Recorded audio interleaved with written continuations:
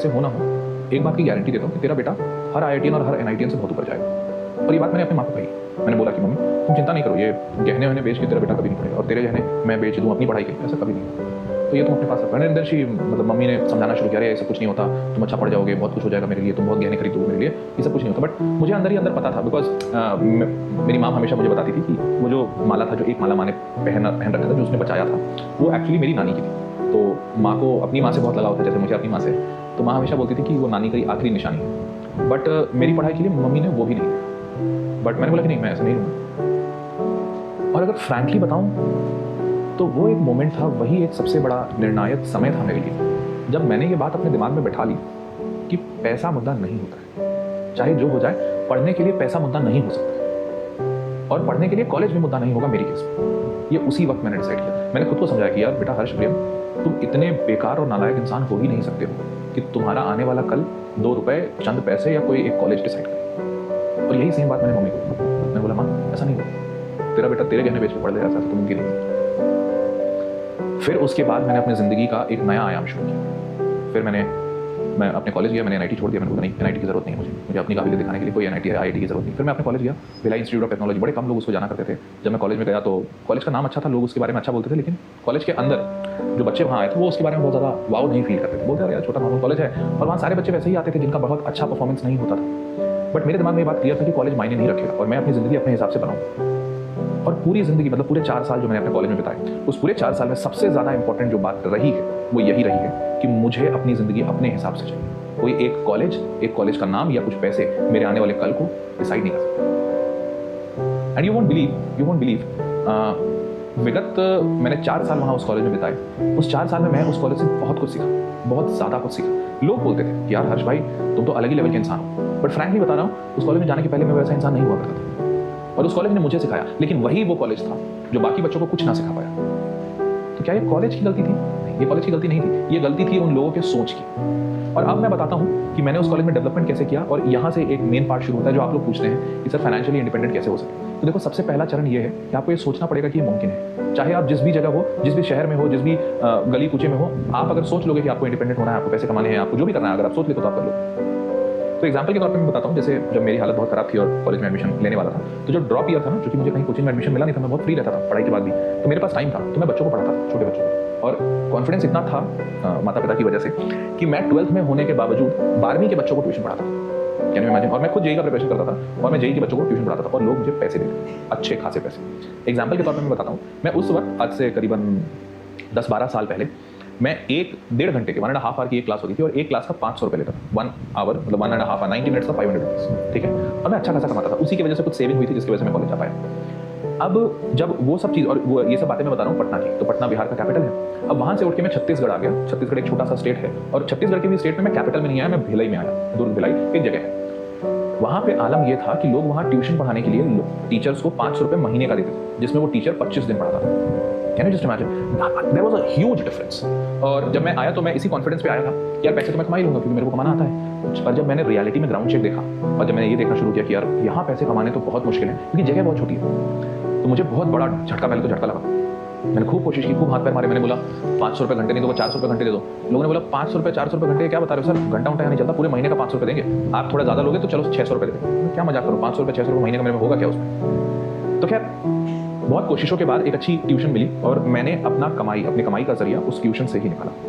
और फ्रैंकली बता रहा हूँ, हर रोज़ ये सोचता था कॉलेज से आने के बाद कि वापस घर चलता हूँ, नहीं हो पाएगा, कैसे पढ़ाई करूँगा, खाने तक को पैसे नहीं थे मेरे पास। क्योंकि मैं जब कॉलेज गया था तो कुछ ही पैसे थे, पिताजी ने 30,000 दिया था, उसमें से 27,000 रुपये 27,000 के आसपास कॉलेज में रह गए थे, 2-3 हज़ार रुपये मेरे पास बचे थे, और 2-3 कुछ 3-4-5 हज़ार रुपये मैंने अपने लिए बचाया था। तो कितने दिन जीता उससे। और हर रोज़ मैं रात को थोड़ा टूट जाता था, मुझे ऐसा महसूस होता था, मैं रोने लगता था, मुझे ऐसा लगता था कि यार लगता नहीं है कि मैं पढ़ पाऊंगा, मेरे भाग्य में पढ़ना लिखा नहीं। पर उस वक्त मुझे मेरी माँ की बात हमेशा याद आती थी। मेरी माँ एक बहुत प्यारी सी बात कहती थी। माँ कहती थी कि हर्ष, पता है, एक गरीब छोटा बच्चा जो रोड पे घूमता रहता है और भीख मांगता है, क्या तुम उसे देखते हो तो तुम्हें उस पर दया आती है? मैं बोला हाँ आती है। तो माँ ने पूछा कि क्या तुम कभी ऐसा सोचते हो कि उस बच्चे को गोद में उठा लें और घर ले के चलें और उसको अडॉप्ट कर लें? मैंने बोला नहीं, ऐसा कभी नहीं सोचता। तो माँ ने बोला ये फैक्ट है, ये रियलिटी है दुनिया की। अगर आप बहुत बुरे स्थिति में हो या आपके साथ बहुत कुछ गलत हुआ है, तो आप पे लोग तरस खाएंगे, दया करेंगे, लेकिन वो कभी आपको अपने साथ नहीं करेंगे। और ये एक रियलिटी है, ये कड़वा सच है। तो अगर कभी तुम जिंदगी में हार रहे हो ना, और रीजन बहुत जेन्युइन हो सकता है जैसे मेरे केस में पैसे कमाने की जिम्मेदारी मेरी नहीं थी, शायद ये जिम्मेदारी मेरे पिता या माता जी की थी कि वो मुझे पैसे देते और मुझे पढ़ाते, जैसा कि आम जिंदगी में हर कोई के साथ होता है। पर अगर वो ये जिम्मेदारी नहीं कर पा रहे थे और अगर मैं अपनी पढ़ाई नहीं कर पाता तो लोग मुझ पर तरस खाते, मुझ पर दया करते, मुझे बोलते कि नहीं यार तुमने कुछ गलती नहीं की, तुमने कोशिश की, लेकिन कोई मेरे साथ नहीं खड़ा होता क्योंकि मैं एक सक्सेसफुल इंसान नहीं होता। और ये सक्सेस बहुत जरूरी है। तो इसीलिए, और जब भी मैं टूटता था रात को, जब मैं बैठ के रोता था, मुझे लगता था कि यार कुछ हो नहीं पाएगा, तो मैं यही बात सोचता था। मुझे ऐसा लगता था कि नहीं यार, अगर मैं वापस चला गया ना घर, तो मम्मी पापा कभी कुछ नहीं बोलेंगे, वो मेरे साथ खड़े रहेंगे, मेरी सहानुभूति मुझे देंगे। उन्हें खुद को बड़ा बुरा महसूस होगा कि वो अपने बच्चों को पढ़ा ना सके, लेकिन दुनिया वालों के लिए कोई मायने नहीं रहता। दुनिया वाला सिर्फ यही बोलेगा कि तुम एक अनसक्सेसफुल इंसान हो और कोई मेरे साथ खड़ा नहीं हो। और ये बात हर रोज मुझे हिट करती है, और सिर्फ इसी हिट के कारण से, चाहे जितने मुश्किल हालात हो हर रोज, तो यू वोंट बिलीव, जब मुझे ट्यूशन, मैंने बताया ना कि बहुत अच्छा ट्यूशन मुझे मिला था अपने कॉलेज वाले शहर में, तो मुझे ट्यूशन नहीं मिल रहा था और ऑलमोस्ट 1 हफ्ते हो गए थे। तो 1 हफ्ते के बाद मुझे एक नौकरी मिली और फाइनली एंड दे सेड कि मतलब पार्ट टाइम, क्योंकि कोई पार्ट टाइम रख नहीं रहा था यार। वो ऐसी जगह थी दुर्भिलाई जहाँ पे 7-8 हज़ार रुपए में लोग महीने भर काम करते हैं 10 घंटे की नौकरी, मतलब सुबह 9 बजे से लेकर शाम के 7 बजे।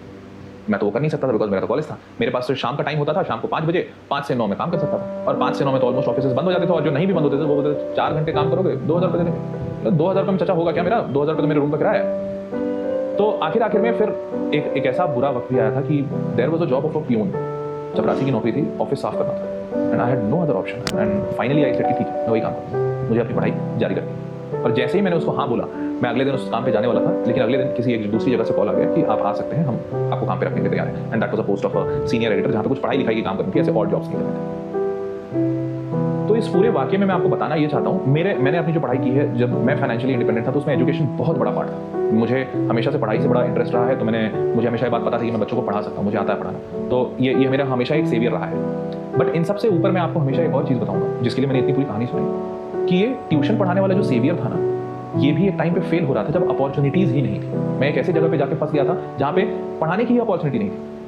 तो उस जगह से मैं वापस कैसे निकला और कैसे लड़ा, वो मेरे अंदर का स्टिंग था, वो मेरे अंदर की वो जिद थी कि नहीं करना तो है, वापस लौट के नहीं जाना है, क्योंकि अगर लौट के चला गया तो लोग पूरी जिंदगी मुझ पर सिर्फ तरस खाएंगे, लोग पूरी जिंदगी मुझ पर दया करेंगे, दोस्ती बनी रहेगी। तो मेरे प्यारे बच्चों, इस बात को हमेशा ध्यान रखना। आप मुझसे कई बार पूछते हो सर फाइनेंशियली इंडिपेंडेंट कैसे होंगे, ये कैसे करेंगे, वो कैसे करेंगे।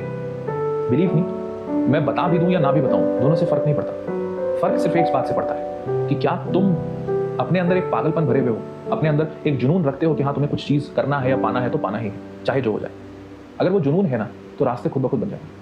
तुम्हें उसके बाद हर्ष प्रेम के पास आने की या XYZ के पास जाने की जरूरत नहीं पड़ेगी। तो ये जुनून हो सकता है, और इस जुनून को हमेशा अपने अंदर ध्यान में बना के रखना। कई बार मुझे मेल लिखते हैं, बच्चे मुझसे पूछते हैं कि सर मेरे फादर अल्कोहलिक हैं, क्या करना चाहिए, मुझे मम्मी पापा से सपोर्ट नहीं मिलता, क्या करना चाहिए, मुझे प्रेशराइज किया जाता है, क्या करना चाहिए। बेटा, ये जो स्टोरी में बताया, जैसे मेरे फादर अल्कोहलिक नहीं थे, बट उसके बाद भी मेरे पिताजी शायद वो पैसे नहीं कमा पा रहे थे जिसकी मुझे जरूरत थी। तो क्या मैं अपने पिताजी को छोड़ देता या फिर मैं क्या करता? उसका कोई ऑप्शन नहीं था। तो आज अगर आपके पिताजी अल्कोहलिक हैं और आप ये कह रहे हो कि पापा अल्कोहलिक हैं इसलिए वो मेरी मदद नहीं करते हैं या फिर वो मेरा सपोर्ट नहीं करते हैं, तो आई वुड सिंपली से स्टॉप क्रिबिंग। इसके लिए कंप्लेन करना बंद करो, आगे बढ़ो और अपना काम करो, अपने आप को बेहतर बनाने के लिए कोशिश करो। तुम्हारे हाथ में क्या है वो देखो, तुम पढ़ सकते हो, पढ़ा सकते हो, कुछ और तुम्हारे अंदर टैलेंट होगा वो कर सकते हो, जो भी कर सकते हो। अगर पैसे नहीं है तो पैसे कमाने के रास्ते निकालो। पैसे क्यों नहीं है इसके कारण मत खोजने बैठो, इसके कारण 1000 हो सकते हैं, और इन कारणों से फायदा क्या है, इससे फर्क क्या पड़ता है? पापा को जाके गाली दोगे, दे दो, क्या कुछ उससे बदलेगा? कुछ नहीं बदलेगा। पापा को जाके ब्लेम करोगे या मम्मी को जाके ब्लेम करोगे कि आपकी वजह से हमारी जिंदगी खराब है, कर लो, कोई दिक्कत नहीं। शायद वो सुन लें, शायद वो ना सुने, बट बाहर दुनिया वालों को फर्क पड़ता है क्या? कहीं तुम किसी के यहाँ जॉब मांगने जाओगे तो वो ये बात सुनेगा कि आपके पिताजी अल्कोहलिक हैं या फिर आपके माता पिता आप पे ध्यान नहीं देते, प्रेशर करते हैं और इसलिए आप अच्छा नहीं पढ़ पाए? They won't give a damn to it. तो इसीलिए मेरे बच्चों, हमेशा ध्यान रखना, जज्बा अपने अंदर रखो कि तुम्हें कुछ करना है, रास्ते अपने आप खुलते जाएंगे। कैसे पैसे कमाने हैं ये मुझे कभी किसी ने नहीं सिखाया। आज जितने पैसे मैं कमाता हूँ, मेरे पिताजी उतने पैसे पूरी लाइफ में कभी नहीं कमाए, और इसलिए मेरे पिताजी ने मुझे कभी नहीं बताया कि पैसे कैसे कमाने हैं आज, बट खुद ब खुद रास्ते खुलते गए। बस मेरे पिताजी ने मुझे एक ही बात सिखाई कि बेटा कभी हार मत मानना। मुश्किल हालात तुम्हें हमेशा परखेंगे, हमेशा टेस्ट करने की कोशिश करेंगे कि तुम कितने मजबूत हो। और कई बार मैं जैसे पापा से एक सवाल पूछता था, मैं पापा से हमेशा सवाल पूछता था, पापा हमारे साथ ही ऐसा क्यों होता है, हमने क्या गलत किया? क्योंकि मेरे पापा गीता वगैरह पढ़ के मुझे सुनाते रहते थे और उसमें बताते रहते थे कि कर्म का एक कंसेप्ट होता है, अगर तुम अच्छा करोगे तो तुम्हारे साथ अच्छा होगा, तुम बुरा करोगे तो तुम्हारे साथ बुरा होगा। तो मैं हमेशा पापा से पूछता कि पापा हम लोगों ने तो कभी किसी के साथ बुरा किया नहीं, किसी के पैसे छीन लिए हो, किसी का बुरा सोचा हो, किसी के साथ गलत किया हो, क्यों हमारे साथ इतना बुरा क्यों होता है? तो पापा एक बात हमेशा बोलते थे, पापा बोलते थे तुम्हें पता है हर्ष, तुम बहुत ज्यादा जोर से किसे दबा सकते हो, एक शीशे को या एक पत्थर को? बोलता था पत्थर। तो बोलते थे क्यों? क्योंकि शीशा टूट जाएगा, थोड़ा सा भी दबाओगे तो टूट जाएगा। तुम्हें पता है वो टूट जाएगा, इसलिए तुम उसमें दबाव डालोगे ही नहीं। पर तुम्हें पता है कि पत्थर या एक हीरा, हीरे पे तुम चाहे जितना दबाव डालो हीरा नहीं टूटेगा, इसीलिए दबाव डाला भी जाता है हीरे पे। तो ऊपर वाला जो भगवान है ना, वो देखता है, वो जानता है कि तुम्हारे अंदर कितनी कैपेसिटी है, और इसीलिए उस लेवल तक तुम्हें टेस्ट किया जाता है, और तुम सह सकते हो, इसीलिए तुम्हें टेस्ट किया जाता है। और इसमें कोई बुराई नहीं है, इसमें कोई बुराई नहीं है। तुम एक मजबूत इंसान हो, तो अपनी इस मजबूती को समझो और आगे बढ़ो, और हर हाल में जीत तुम्हारी होगी। पैसे भी मिल जाएंगे, तुम्हारी पढ़ाई भी हो जाएगी, तुम अपने परिवार को एक अच्छा सपोर्ट भी कर दोगे, और तुम इन सारी चीज़ों से बाहर भी निकल जाओगे। हमेशा याद रखना, हर सुबह की पहली वाली रात बहुत ज़्यादा काली होती है, बहुत ज़्यादा अंधेरी होती है, ऐसा लगता है कुछ भी नहीं दिख रहा है, चांद भी बहुत मध्यम सा हो जाता है और रोशनी भी कम हो जाती है। लेकिन जब सारे आसार बंद होते दिखे, जब सारे हालात खराब होते दिखे, तो हमेशा याद रखना कि सुबह होने ही वाली है। ये सफ़र बहुत है कठिन, मगर मेरे ना उदास हो मेरे हम सफ़र, ये अगले मोड़ की मुश्किलें। समझ पा रहे हो? तो मेरे प्यारे बच्चों, आज का सेशन यहीं तक था। उम्मीद करता हूँ